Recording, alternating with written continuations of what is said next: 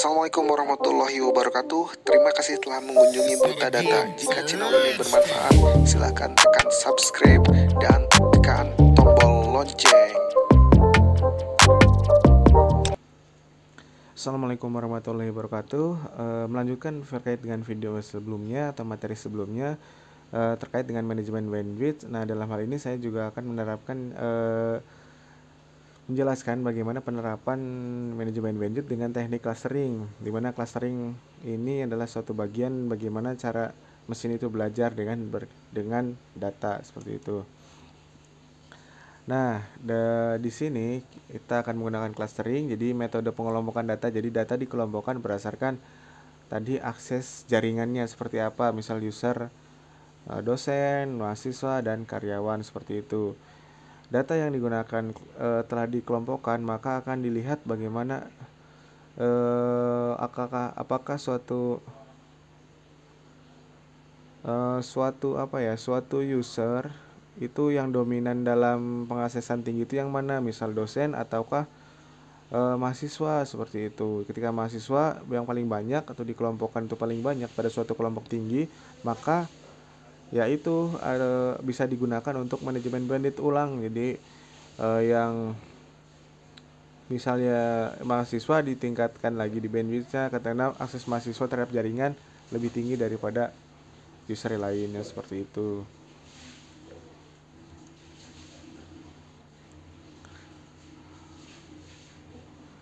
Langsung saja, mungkin ini kita menggunakan teknik clustering, di mana clustering itu kita menggunakan k-means, di mana ada data yaitu data mahasiswa.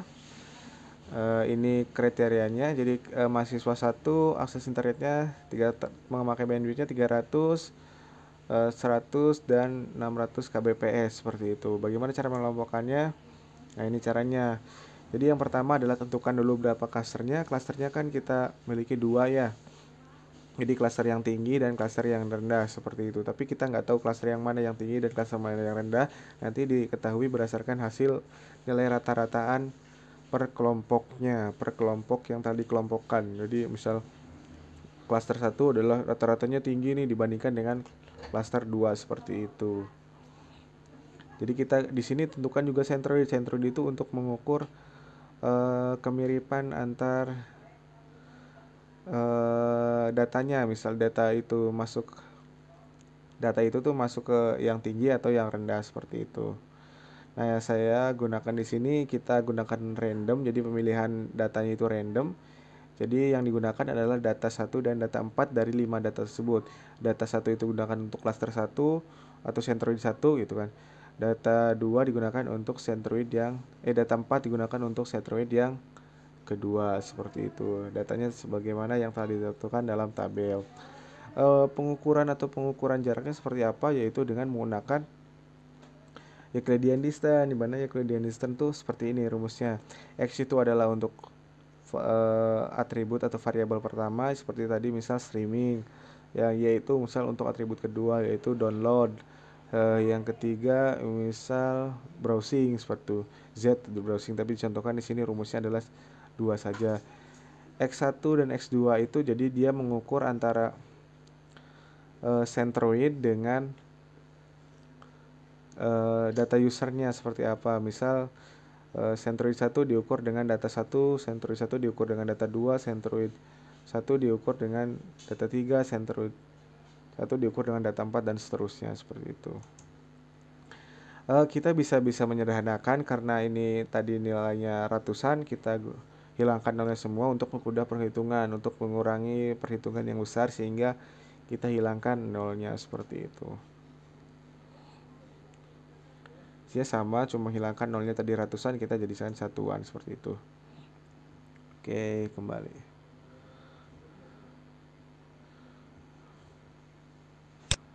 Nah, di sini cara mengukurnya seperti ini, di mana C ini adalah centroid dan ini adalah user. Jadi ini D itu adalah sebagai distance, jadi pengukuran jarak antara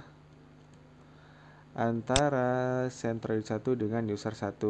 Karena centroid 1 adalah user 1, karena tadi kan diambil centroidnya dari dari yang ini nih, Centroid 1 kan diambil dari data 1 gitu kan, maka hasilnya 0 karena jaraknya tidak berjarak, karena dia itu ngukur dengan dirinya sendiri seperti itu. Tapi berbeda dengan Centroid kedua dengan diukur dengan user pertama. Jadi dia hasil pengukurannya seperti ini. Hasilnya adalah 4,9 seperti itu.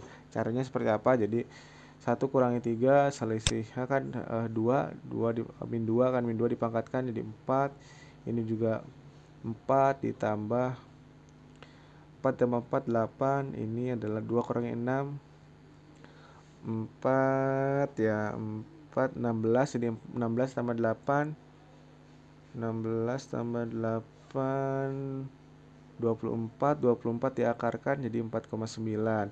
Nah, kenapa hasilnya adalah 1, klaster 1?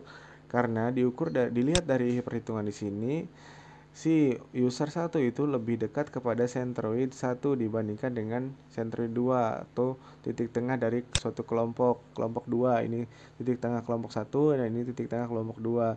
Jadi yang paling minimum adalah yang dituliskan seperti ini. Jadi di sini adalah masuk ke cluster 1, masuk ke Centroid 1 gitu kan. Karena lebih dekat dengan Centroid yang pertama seperti itu.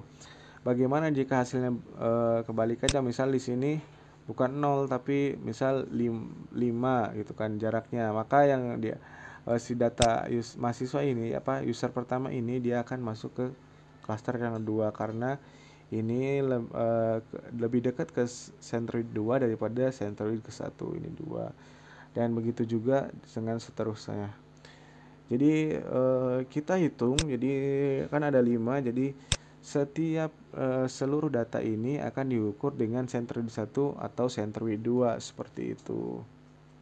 Sehingga ya dapat dihasilkan nanti dia user kedua ini dekat ke cluster mana, user 3 itu dekat ke cluster mana atau dekat ke Centroid mana. Ketika Centroidnya lebih dekat ke C2 maka dia masukin ke C2, ketika lebih dekat ke C1 maka dia masuk ke kelas 1 2. Silakan dicoba, mungkin bisa diimplementasikan atau diterapkan sampai dengan yang data kelima. Sampai data kelima itu mana ada yang dominan seperti itu. Mungkin itu saja pertemuan dari saya atau materi dari saya. Terima kasih. Assalamualaikum warahmatullahi wabarakatuh.